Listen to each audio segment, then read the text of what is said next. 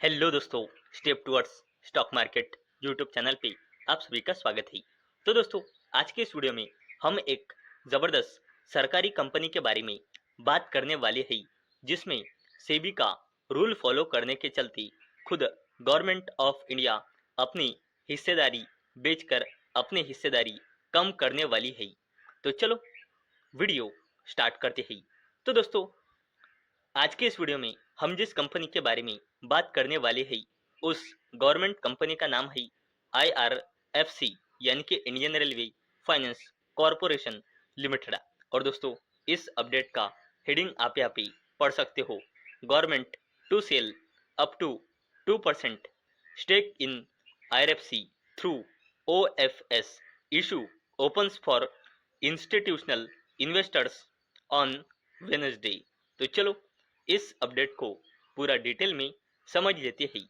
तो दोस्तों, हमारी इंडियन गवर्नमेंट IRFC यानी कि Indian railway finance corporation limited में की 2% तक की हिस्सेदारी OFS यानी कि ऑफर फॉर सेल के थ्रू बेचने वाली है। ऐसा department of investment and public asset management ने घोषणा की है। इस ट्रांजैक्शन की सोशल मीडिया प्लेटफॉर्म एक्स पे, जिसे पहले हम ट्विटर के नाम से जानते थे। और दोस्तों, आप यहाँ पे देख सकते हो, IRFC यानी कि Indian railway finance corporation limited का जो OFS यानी कि ऑफर फॉर सेल है, ये नॉन रिटेल इन्वेस्टर्स के लिए ओपन रहेगा आज बुधवार को। और दोस्तों, रिटेल इन्वेस्टर्स के लिए इस कंपनी का जो OFS है वो बीट करने के लिए ओपन होगा थर्सडे यानी कि गुरुवार को। और दोस्तों, गवर्नमेंट डिस इन्वेस्टमेंट करने वाली है IRFC में से 1% हिस्सेदारी, और अगर ये ओवर सब्सक्राइब हुआ तो एडिशनल 1% का ग्रीन शू ऑप्शन भी यहाँ पे अवेलेबल है, ऐसा खुद दीपम ने कहा है। यानी कि ऐसी टोटल गवर्नमेंट ऑफ इंडिया 2% तक हिस्सेदारी बेच सकती है इस गवर्नमेंट कंपनी IRFC से। और दोस्तों, गवर्नमेंट करंटली IRFC में ओन करती है 84.65%, यानी कि 11.06 बिलियन शेयर, और at Tuesday closing price of 98.69 rupee पर इक्विटी शेयर इस स्टेक की वैल्यू होती है 1.09 ट्रिलियन रुपी, और IRFC का टोटल मार्केट कैपिटलाइजेशन होता है 1.29 ट्रिलियन रुपी। और दोस्तों, अगर IRFC से गवर्नमेंट ऑफ इंडिया टोटल 2% हिस्सेदारी बेचती है तो गवर्नमेंट ऑफ इंडिया की हिस्सेदारी IRFC से घटकर हो जाएंगी 82.65%। और दोस्तों, इस साल यानी कि फाइनेंशियल ईयर 2027 में गवर्नमेंट ऑफ इंडिया का टारगेट है स्टेक सेल और एसेट मोनेटाइजेशन के थ्रू 80,000 करोड़ रुपए जुटाने का गवर्नमेंट ऑफ इंडिया का उद्देश्य है फाइनेंशियल ईयर 2027 को लेकर। और दोस्तों, करंट फाइनेंशियल ईयर 2027 में अभी तक गवर्नमेंट ऑफ इंडिया ने 16,479.89 करोड़ रुपए रेज किए हैं पब्लिक सेक्टर कंपनियों में OFS के थ्रू अपनी हिस्सेदारी सेल करके, जिनमें GIC, coal India, NHPC, central bank of India और NLC इंडिया, इन सरकारी कंपनियों का नाम शामिल है।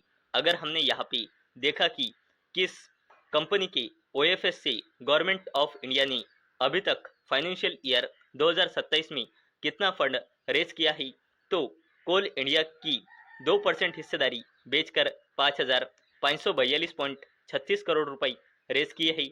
NHPC लिमिटेड में 6.01% हिस्सेदारी बेचकर 4,357.36 करोड़ रुपए रेज किए हैं। General insurance corporation of India में की 5% तक की हिस्सेदारी बेचकर गवर्नमेंट ऑफ इंडिया ने 3,090.47 करोड़ रुपए रेज किए हैं, और सेंट्रल बैंक ऑफ इंडिया में की 8.08% हिस्सेदारी बेचकर गवर्नमेंट ऑफ इंडिया ने 2266.13 करोड़ रुपए रेस किए हैं और गवर्नमेंट ऑफ इंडिया ने ओएफएस के थ्रू 2.73% हिस्सेदारी बेचकर एनएलसी इंडिया लिमिटेड के ओएफएस से 1223.57 करोड़ रुपए रेज किए हैं। तो दोस्तों अब हम देख लेते हैं गवर्नमेंट ऑफ इंडिया क्यों आरएफसी से 2% तक हिस्सेदारी बेच रही है। तो दोस्तों सेबी का मिनिमम पब्लिक शेयर होल्डिंग का रूल कहता है कि किसी भी कंपनी में प्रमोटर्स की जो हिस्सेदारी है वो 75% से ज़्यादा नहीं होनी चाहिए। और दोस्तों इस कंपनी में प्रमोटर्स यानी कि प्रेसिडेंट ऑफ इंडिया यानी कि गवर्नमेंट ऑफ इंडिया की 84.65% हिस्सेदारी है और यही हिस्सेदारी कम करने के चलते गवर्नमेंट ऑफ इंडिया इस कंपनी से अपनी हिस्सेदारी बेच रही है।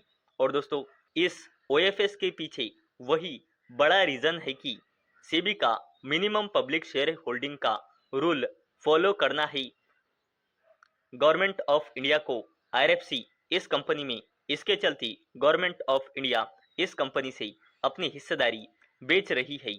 और दोस्तों आगे चलकर भी इस कंपनी में ओएफएस यानी कि ऑफर फॉर सेल आएगा ऐसी पूरी पॉसिबिलिटी है क्योंकि अभी सिर्फ 2% ही गवर्नमेंट ऑफ इंडिया ने यहाँ से हिस्सेदारी बेच रही है और ये हिस्सेदारी गवर्नमेंट ऑफ इंडिया को 75% तक लानी है। तो दोस्तों आज के इस वीडियो में हमने देखा कि आरएफसी जो एक सरकारी कंपनी है, इस कंपनी से गवर्नमेंट ऑफ इंडिया सेबी का मिनिमम पब्लिक शेयर होल्डिंग का रूल फॉलो करने के चलते गवर्नमेंट ऑफ इंडिया इस कंपनी से अपनी हिस्सेदारी कम कर रही है। वैसे ही इस ओएफएस की पूरी डिटेल इंफॉर्मेशन आज के इस वीडियो में हमने देखी है, जैसे कि ये ओएफएस नॉन रिटेल इन्वेस्टर्स के लिए और रिटेल इन्वेस्टर्स के लिए कब खुलेगा और क्यों हिस्सेदारी गवर्नमेंट ऑफ इंडिया बेच रही है इस कंपनी से, उसकी पूरी डिटेल इंफॉर्मेशन आज के इस वीडियो में हमने देखी है। तो दोस्तों मुझे उम्मीद है आपको ये वीडियो पसंद आई होंगी। तो दोस्तों अगर आपको ये वीडियो पसंद आई होंगी तो इस वीडियो को लाइक करें और चैनल को सब्सक्राइब करें। और दोस्तों मैंने ये वीडियो सिर्फ और सिर्फ एजुकेशन और इन्फॉर्मेशन पर्पस के लिए बनाई है। मेरी ओर से कोई भी रिकमेंडेशन नहीं है कि आप इस स्टॉक को बाय करें, सेल करें या फिर होल्ड करें। तो चलो मिलते हैं अगले वीडियो में, तब तक के लिए टाटा बाय बाय।